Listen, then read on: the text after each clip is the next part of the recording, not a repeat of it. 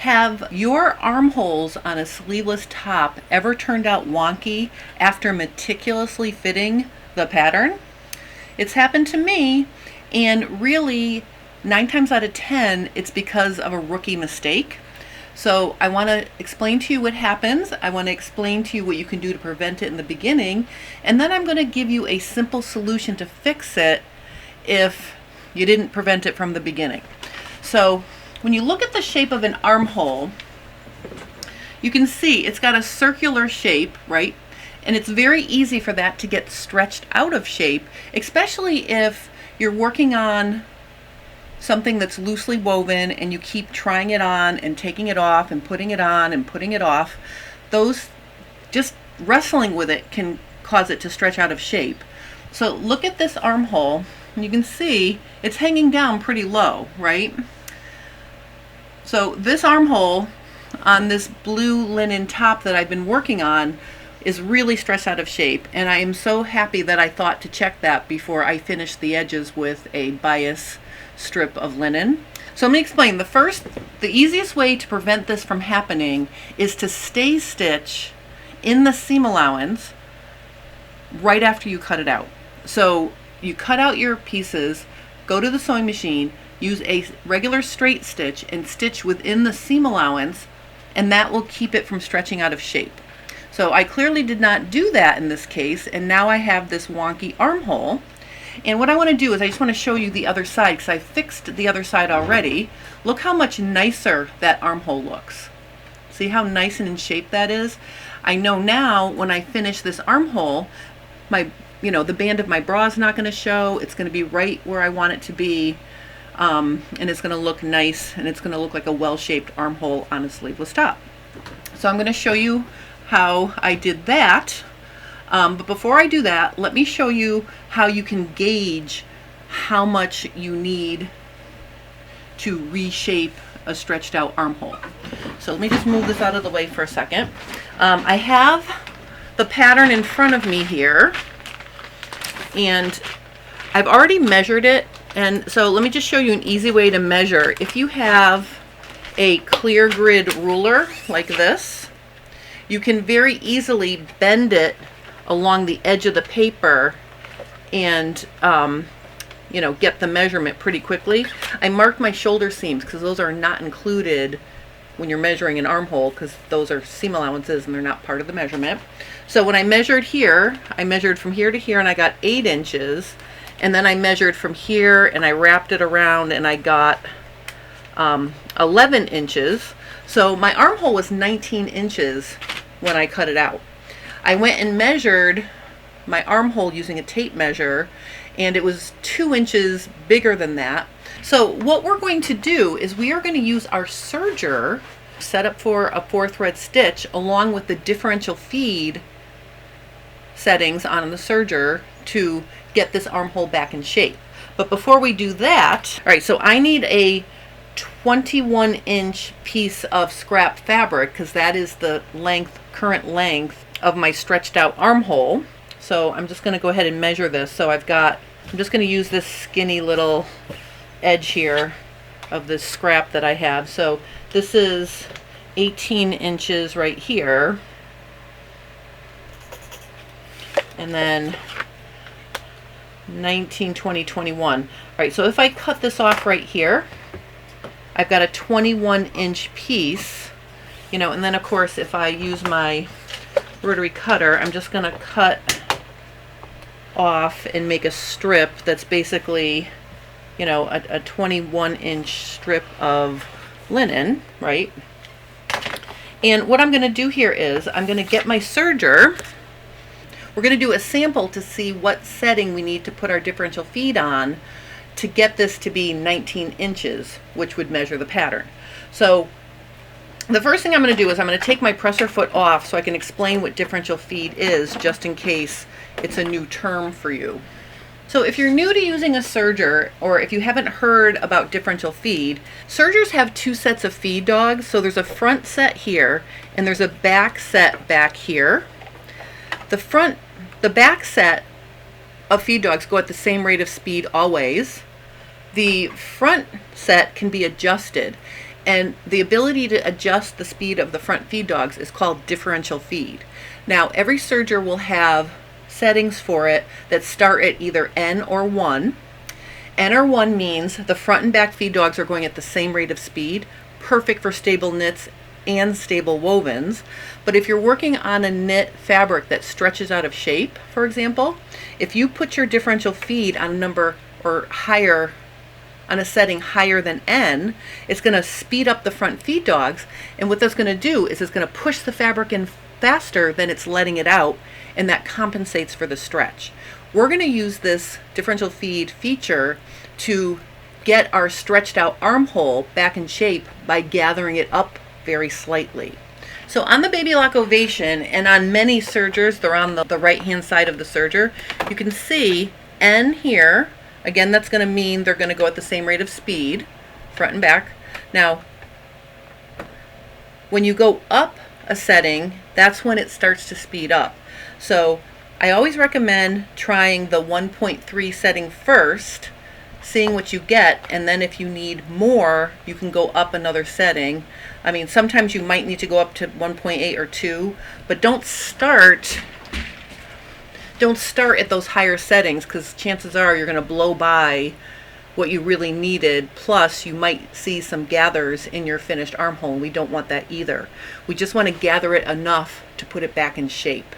So I'm going to set it for 1.3. I'm going to put my presser foot back on. And I'm just going to skim along the edge of this 21-inch piece of linen, and let's see what we get. Let's see what happens at 1.3.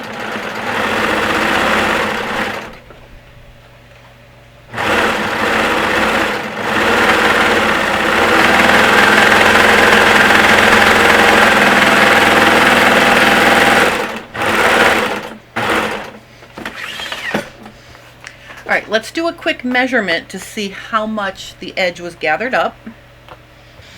All right, so I'm just going to measure this serged edge here. 1, 2, 3, 4, 5, 6, 7, 8, 9, 10, 11, 12, 13, 14, 15, 16, 17, 18, 19, 20. So I lost a half an inch by doing it at 1.3. That's not quite enough, so let's try it again at 1.8. So I'm going to go up one more setting, and I'm just going to stitch that really quickly here.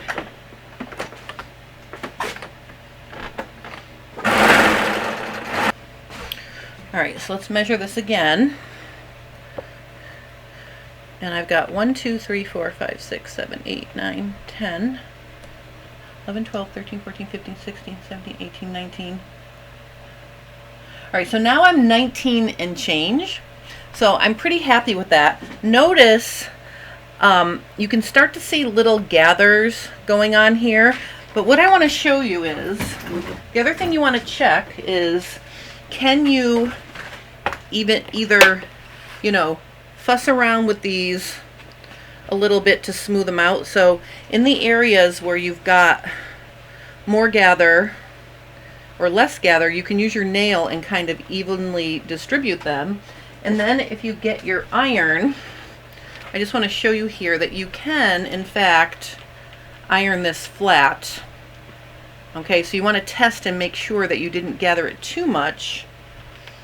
So let's just iron it flat here. You can see that as I'm ironing it, see how it's flattening out?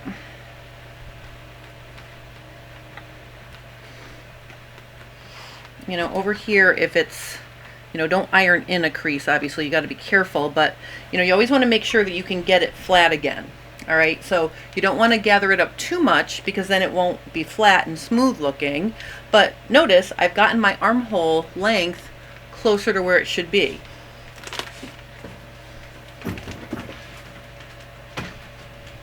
Okay, the other thing I'm going to mention here is I'm working on the lengthwise grain line of this fabric, which is going to be tighter woven and it's going to not gather up as much. And this is not stretched out. So Now that I know that I have gotten close to 19 inches, I believe when I go around the armhole, which has some bias to it, it will gather up the entire amount I need. So keep in mind that if you want a really accurate gauge of how much it's going to gather up, you're going to have to create almost like a fake armhole and use that as your sample. But I don't want to use my $40 a yard linen and cut out another big piece like that. So this gives me a good idea that this is the right differential feed setting for my armhole to get it back in shape. All right, so finally, let's fix this armhole. All right, so now what I'm going to do here is I'm going to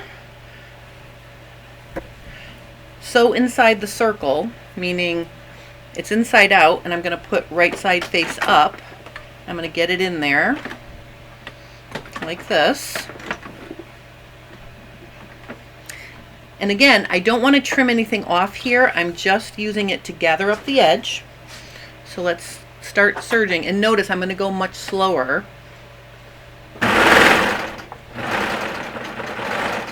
because I don't want to trim anything off except these little fuzzies.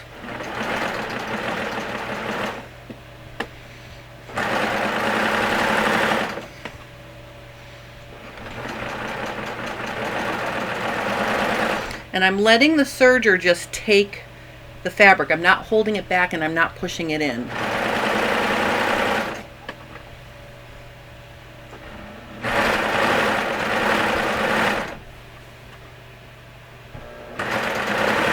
Now when I get close to my start point, what I'm going to do is I'm going to put my tail over here, okay, and I'm also going to put my knife down because I don't want to trim anything. And as I come up to my start point, I'm going to stop stitching right before I hit the starting stitches because I don't want to overlap my start point.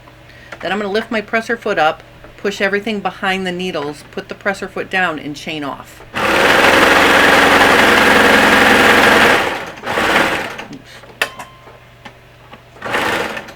All right, now let's take a look at this.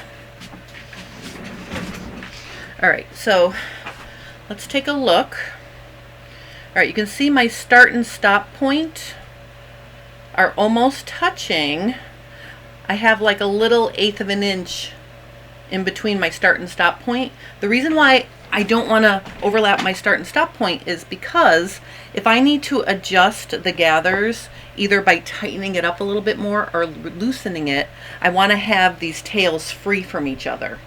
So if I need to tighten my stitches, let's say it didn't gather it up as much as I needed, I'm going to trim my tail to 1/2 inch like this. Then I'm going to use my seam ripper to just gently tease the threads apart. And what's going to happen here is I'm going to end up with 2 longer threads and 2 shorter threads. And I just want to show you what those look like.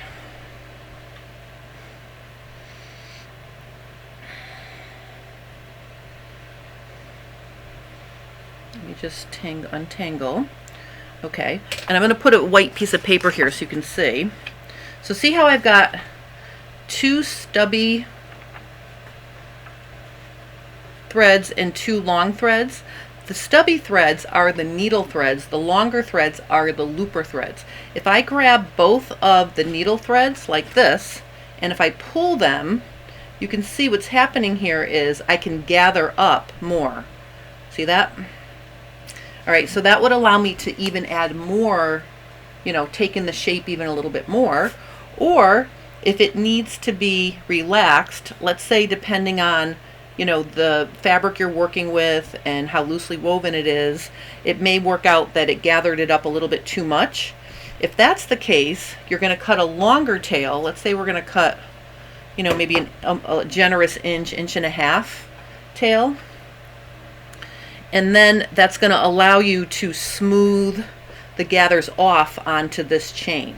right? If you leave a chain, you can relax it by pushing the gathers off onto the longer chain. You don't have to detangle them. They'll just do that for you. So that's how you can customize how much gathers you have. But I think we're going to be really happy with this. Let's put this back on the dress form and see the shape of the armhole. And like I said, I am really glad that I took the time to check that before I started finishing my armholes, because if I had finished my armholes with a strip of bias, I might have been able to draw them in a little bit, but not as much as gathering them up on the serger first. You know, and I hate it when I have a droopy armhole. All right, so let's just see here.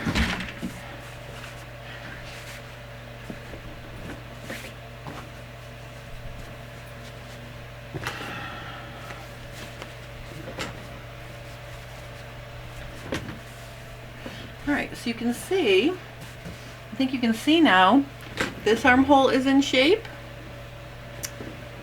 and this armhole is in shape. See? So I have two nicely shaped armholes now. I'm really excited. So I guess you can consider this a little fitting after the fact, due to a rookie mistake of not stay stitching. So the moral of this story is stay stitch all your curved edges first. And if you don't, this is an easy way to get them back in shape. If you have any questions or comments, please post those below and I will help you. If you're enjoying my content, please consider liking and subscribing to my channel. It's an easy, free thing for you to do, and it really helps my channel grow and support my work. And I just want to thank everybody for taking a minute to watch. I hope you have a wonderful rest of your day.